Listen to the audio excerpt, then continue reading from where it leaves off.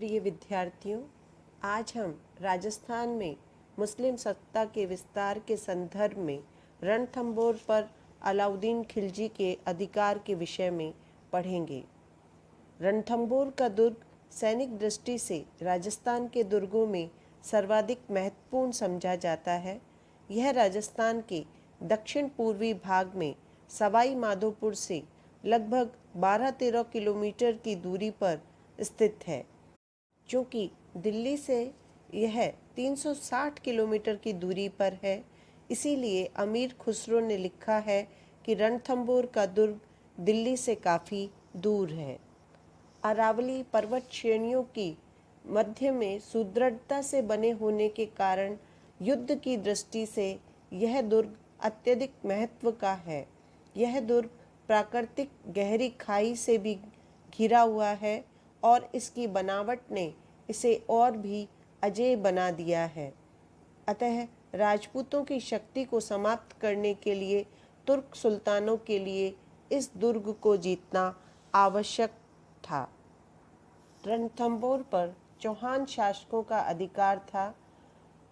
चौहानों के लगातार प्रतिरोध से त्रस्त होकर कुतुबुद्दीन ऐबक ने पृथ्वीराज चौहान के पुत्र गोविंदराज से अजमेर वापस लेकर उसे रणथंभौर का छोटा सा राज्य दे दिया था। इस प्रकार गोविंदराज चौहानों की रणथंभौर शाखा का संस्थापक बना। चौहान शासकों की श्रृंखला में हमीर 1282 ईस्वी में रणथंभौर का शासक बना, जो अपने पिता जैत्र सिंह का तीसरा पुत्र था। सभी पुत्रों में योग्य होने के कारण उसका राज्यारोहण उत्सव जैत्र सिंह ने अपने जीवन काल में ही संपन्न करवा दिया था। अनेक प्रदेशों की विजय के बाद हमीर ने कोटि यज्ञों का आयोजन किया, जिससे उसकी प्रतिष्ठा में वृद्धि हुई और मेवाड़ के शासक समर सिंह को पराजित कर हमीर ने अपनी धाक पूरे राजस्थान में स्थापित करवा दी। 1290 ईस्वी में दिल्ली में जलालुद्दीन खिलजी सुल्तान बना और उसने हमीर की बढ़ती हुई शक्ति को समाप्त करने का निर्णय लिया। सुल्तान ने झाइन पर अधिकार कर रणथंभौर को घेर लिया, किंतु अनेक प्रयासों के बाद भी सफलता न मिलने पर शाही सेना दिल्ली लौट गई। जलालुद्दीन ने 1292 ईस्वी में एक बार पुनः रणथंभौर को जीतने का प्रयास किया, किंतु हमीर के सफल प्रतिरोध के कारण इस बार भी उसे सफलता नहीं मिली। जलालुद्दीन ने यह कहते हुए दुर्ग का घेरा हटा लिया कि मैं ऐसे सैकड़ों किलों को मुसलमान के एक बाल भी बराबर महत्व नहीं देता। जलालुद्दीन फिरोज खिलजी के इस अभियानों का आंखों देखा वर्णन अमीर खुसरो ने मिफ्ता उल फतूह नामक ग्रंथ में किया है। 1296 ईस्वी में अलाउद्दीन खिलजी अपने चाचा जलालुद्दीन खिलजी की हत्या कर दिल्ली का सुल्तान बन गया और उसने रणथंभौर पर आक्रमण करने आरंभ कर दिए। क्योंकि एक तो रणथंभौर का किला सामरिक दृष्टि से अत्यंत महत्वपूर्ण था, जिसे अलाउद्दीन खिलजी अपने अधिकार में करना चाहता था।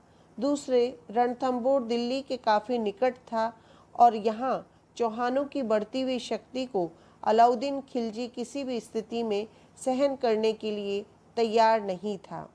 अलाउद्दीन खिलजी से पहले उसके चाचा जलालुद्दीन खिलजी ने इस दुर्ग पर अधिकार करने के लिए 2 प्रयास किए, जो असफल रहे। अतः अलाउद्दीन अपने चाचा की पराजय का बदला लेने के लिए भी रणथंभौर पर अधिकार करना चाहता था। साथ ही अलाउद्दीन खिलजी एक महत्वाकांक्षी और साम्राज्यवादी शासक था और रणथंभौर पर उसका आक्रमण इसी नीति का परिणाम था। नयचंद सूरी की रचना हमीर महाकाव्य के अनुसार रणथंभौर पर आक्रमण का कारण यहाँ के शासक हमीर द्वारा अलाउद्दीन खिलजी के विद्रोही सेनापति मीर मोहम्मद को शरण देना था। मुस्लिम इतिहासकार इसामी ने भी इस विवरण की पुष्टि करते हुए लिखा है कि 1299 ईस्वी में अलाउद्दीन खिलजी ने अपने दो सेनापतियों उलुग खां और नुसरत खां को गुजरात पर आक्रमण करने के लिए भेजा था। गुजरात विजय से लौटती हुई सेना में जालोर के पास लूट के माल के बंटवारे के प्रश्न पर नव मुसलमानों ने विद्रोह कर दिया। जलालुद्दीन फिरोज खिलजी के समय भारत में बस चुके मंगोल जिन्होंने इस्लाम स्वीकार कर लिया था, उन्हें नव मुसलमान कहा जाता था।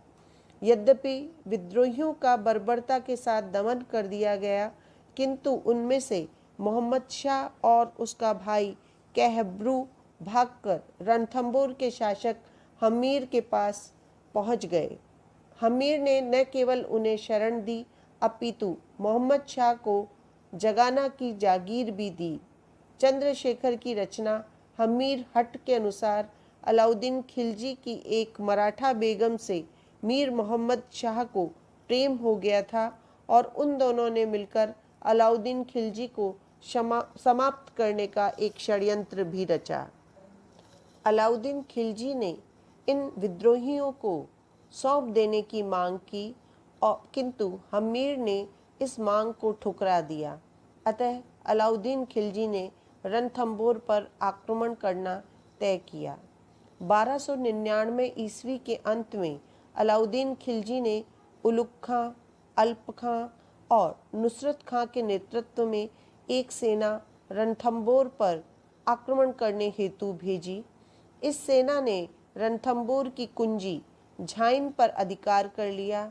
ईसामी के अनुसार विजय के बाद उलुग खां ने झाइन का नाम बदलकर नौशहर कर दिया। हमीर महाकाव्य के अनुसार हमीर इस समय कोटि यज्ञ समाप्त कर मौन व्रत में व्यस्त था, अतः स्वयं न जाकर अपने दो सेनापतियों भीम सिंह और धर्म सिंह को सामना करने के लिए भेजा। इन दोनों सेनापतियों ने सेना को पीछे की तरफ खदेड़ दिया और लूट का माल छीन लिया। राजपूत सेना ने शत्रु सेना पर भयंकर हमला किया, जिससे अलाउद्दीन खिलजी की सेना को पराजय का सामना करना पड़ा। शाही सेना से लूटी गई सामग्री लेकर धर्म सिंह के नेतृत्व में सेना का एक दल तो रणथंभौर लौट गया, किंतु भीम सिंह पीछे रह गया। इस अवसर का लाभ उठाकर बिखरी हुई शाही सेना ने अल्प खां के नेतृत्व में उस पर हमला कर दिया। इस संघर्ष में भीम सिंह अपने सैकड़ों सैनिकों सहित मारा गया। भीम सिंह की मृत्यु के लिए हमीर ने धर्म सिंह को उत्तरदायी मानते हुए उसे अंधा कर दिया और उसके स्थान पर भोजराज को नया मंत्री बनाया। झाइन विजय के बाद उलुग खां ने महल नसी नामक दूत के साथ हमीर के पास अलाउद्दीन खिलजी का संदेश पुनः भिजवाया, जिसमें दोनों विद्रोहियों मोहम्मद शाह और केहब्रू को सौंपने के साथ हमीर की बेटी देवल देवी का विवाह सुल्तान के साथ करने की मांग की गई। यद्यपि देवलदी ने राज्य की रक्षा के लिए इस प्रस्ताव को स्वीकार करने का सुझाव दिया, किंतु हमीर ने संघर्ष का रास्ता चुना। उलुग खां ने रणथंभौर दुर्ग पर घेरा डालकर उसके चारों ओर पाशिब एवं गरगच बनवाए। मगरबों द्वारा दुर्ग रक्षकों पर पत्थरों की बौछार की। दुर्ग में भी भैरव यंत्र, ठिकुलिया, मरकटी यंत्र नामक पत्थर बरसाने वाले यंत्र लगे थे, जिनके द्वारा फेंका गया एक पत्थर नुसरत खां को लगा। नुसरत खां इससे घायल होकर उसकी मृत्यु हो गई। हमीर ने इस स्थिति का लाभ उठाने के लिए दुर्ग से बाहर निकलकर शाही सेना पर आक्रमण कर दिया। इस अप्रत्याशित आक्रमण से घबराकर उलुग खां झाई की तरफ पीछे लौट गया और ऐसे में अलाउद्दीन खिलजी स्वयं रणथंभौर के लिए रवाना हुआ। अलाउद्दीन ने दुर्ग को जीतने के अनेक प्रयास किए, किंतु जब उसे सफलता नहीं मिली, तब उसने छल और कूटनीति का सहारा लेते हुए हमीर के पास संधि का प्रस्ताव भेजा। हमीर द्वारा संधि के लिए अपने सेनापति रतिपाल को भेजा गया। अलाउद्दीन खिलजी ने रतिपाल और उसकी सहायता से हमीर के एक अन्य सेनापति रणमल को प्रलोभन देकर अपनी ओर मिला लिया।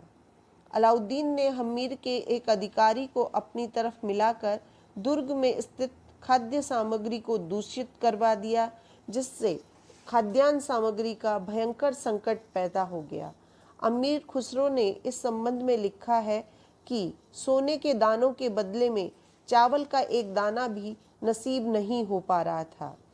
खाद्यान्न के अभाव में हमीर को दुर्ग से बाहर निकलना पड़ा, किंतु रणमल और रतिपाल के विश्वासघात के कारण उसे पराजय का मुंह देखना पड़ा। युद्ध के दौरान हमीर लड़ता हुआ मारा गया और उसकी रानी रंग देवी के नेतृत्व में राजपूत वीरंगनाओं के द्वारा जौहर किया गया। यह रणथंबोर का प्रथम साका कहलाता है। जोधराज की रचना हमीर रासो के अनुसार इस जौहर में मोहम्मद शाह की स्त्रियां भी रंग देवी के साथ चिता में भस्म हो गईं। कुछ स्थानों पर उल्लेख है कि रंग देवी ने किले में स्थित पद्मला तालाब में जल जौहर किया था। 11 जुलाई 1301 ईस्वी को अलाउद्दीन खिलजी ने रणथंबोर पर अधिकार कर लिया। युद्ध में मीर मोहम्मद शाह भी हमीर की तरफ से संघर्ष करते हुए घायल हुआ। अलाउद्दीन खिलजी ने क्रोध में हाथी के पैरों के नीचे कुचलवाकर मोहम्मद शाह की हत्या करवा दी। रणथंबोर पर विजय के पश्चात हमीर के विद्रोहियों रतिपाल और रणमल की भी अलाउद्दीन ने यह कहते हुए हत्या करवा दी कि जो अपने पूर्व संरक्षक के प्रति स्वामी भक्त नहीं रह सके, उनसे भविष्य में किसी भी प्रकार की निष्ठा की उम्मीद करना व्यर्थ है। हमीर की पराजय के साथ ही रणथंबोर के चौहान राजपूतों की स्वतंत्र सत्ता का अंत हो गया।